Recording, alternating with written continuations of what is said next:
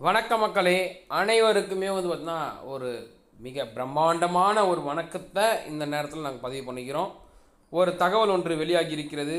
என்ன தகவல்னா, எங்களுடைய வெற்றி உறுதியாயிடுச்சுப்பா, அடுத்து எங்களுடைய டார்கெட்டே டெல்லி தான் அப்படின்னு சொல்லிட்டு முதல்வர் ஒரு மேட்ரை ஓப்பன் பண்ணியிருக்கிறாங்க.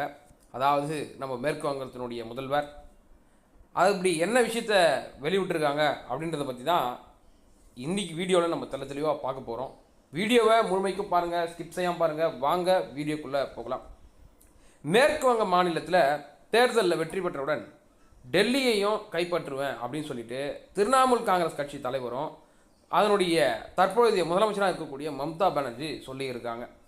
டெல்லியில் இருந்து கொண்டு நாட்டை ஆள்ற இந்த ஒன்றிய பாஜக அரசை அப்புறப்படுத்த அனைத்து அரசியல் கட்சிகளையும் ஒன்றிணைத்து செயல்பட வேண்டி போவதாக மம்தா பானர்ஜி அறிவிச்சிருக்கிறாங்க.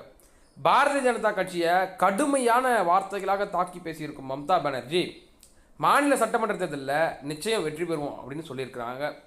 பேரணி ஒன்றில் பங்கேற்று பேசிய அவர் பாஜக பார்த்தீங்கன்னா அழிய விரும்புவதாகவும், மேற்கு வங்க மாநில தேர்தலில் வெற்றி பெற்ற பிறகு காவி கட்சியை ஆட்சியிலிருந்து அகற்ற டெல்லியையும் கைப்பற்ற நாங்கள் முயற்சிப்போம், அதற்கான அனைத்து கட்சிகளையும் ஒன்றிணைப்போம் அப்படின்னு சொல்லிட்டு ஒரு தீயை பற்ற வச்சிருக்கிறாங்க மேற்கு வங்கத்தில்.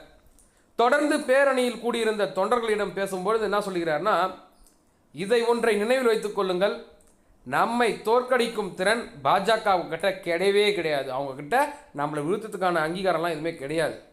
நாம் அநீதிக்கு எதிராக போராடுறோம், நம்ம உரிமைக்காக நம்ம போராடுறோம். அதாவது தமிழகத்தில் ஸ்டாலின் என்னத்தை பண்ணாரோ அதே தான் மேற்கு வங்கத்தில் நம்ம மம்தா பானர்ஜியும் பண்ணுறாங்க.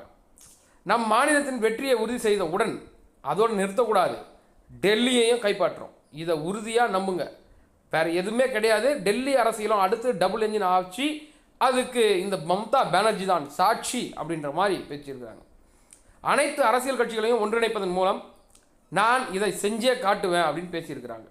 இதை செய்வதற்காக நான் அதிகாரத்தை விரும்புகிறேன் என்று அர்த்தம் கிடையாது, மாறாக தலைநகரில் இருந்து கொண்டு பாஜக முற்றிலும் வெளியேற்ற வேண்டும், அதுதான் என்னோட விருப்பம்.